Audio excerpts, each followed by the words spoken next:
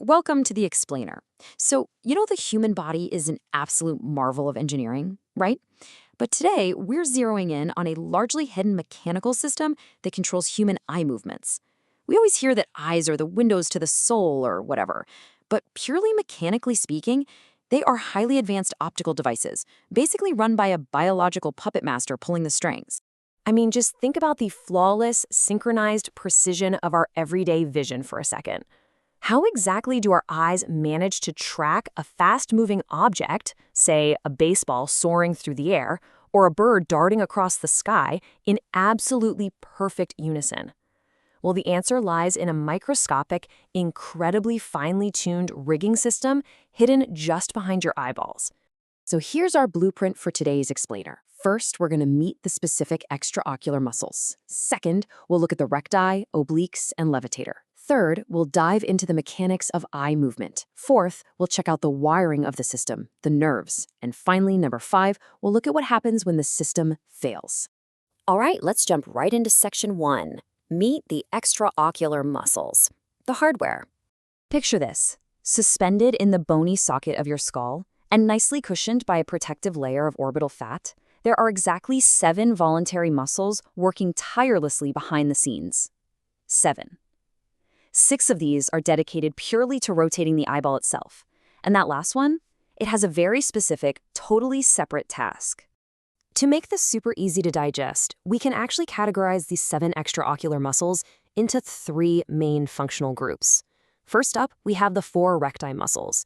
These are your straight pullers. Then we have the 2 oblique muscles. Think of these guys as the twisters. And finally, we have that singular outlier, the levator palpebrae superioris, which is basically your dedicated lid lifter. Moving on to section 2, recti, obliques, and levator. The origin points. Now, without a firm origin point, all that muscular pulling would achieve, well, absolutely nothing. So consider the common tendinous ring. All 4 of those straight-pulling rectile muscles actually originate from this one central, perfectly positioned anchor point right at the apex of the orbit. It's this fibrous ring enclosing the optic canal, serving as the common origin point for the recti. It essentially creates a cone of muscles that wrap around and embrace the optic nerve like a protective sleeve. But then, as I mentioned, we have the outlier, the levator palpebrae superioris. This is the solitary muscle dedicated entirely to just opening the eye.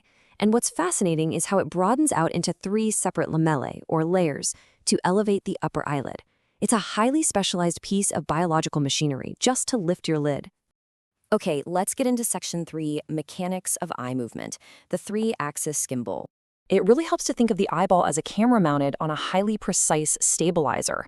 Like a drone camera or a fancy smartphone gimbal, your eye operates across 3 specific axes. 1, the transverse axis, that's elevation and depression, looking up and down. 2, the vertical axis, for adduction and abduction, or looking side to side. And 3, the antero-posterior axis. This one allows for intorsion and extorsion, meaning your eye can literally twist.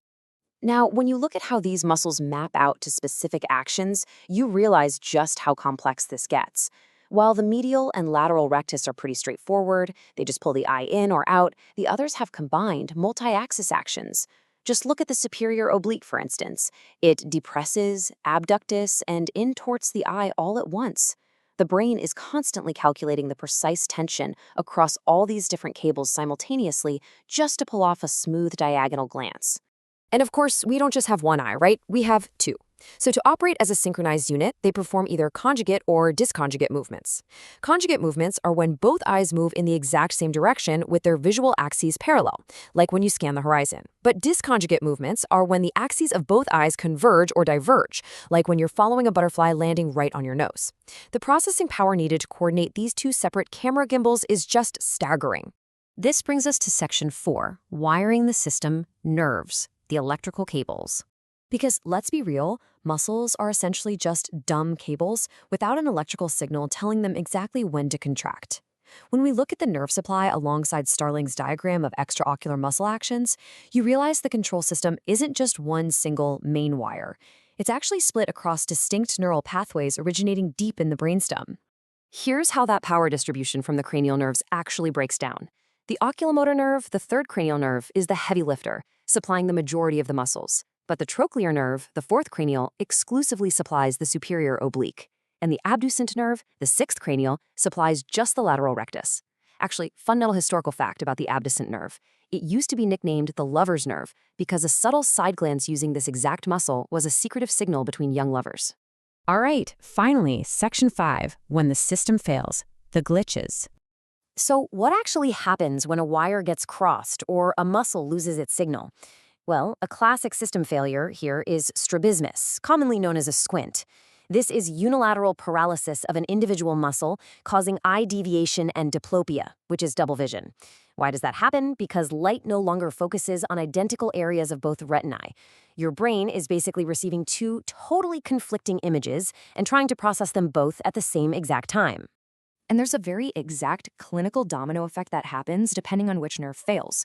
For example, if the abducent nerve is involved, the lateral rectus is paralyzed, leading to a medial squint. If it's the oculomotor nerve affecting the medial rectus, you get a lateral squint. And remember that special lid lifter muscle, the levator pulmonae superioris? If its oculomotor supply gets cut off, the eyelid completely droops in a condition known as complete ptosis. And what about the trochlear nerve? A lesion there paralyzes the superior oblique, causing weakness and downward gaze. Think about the mechanical consequence of that in your daily routine.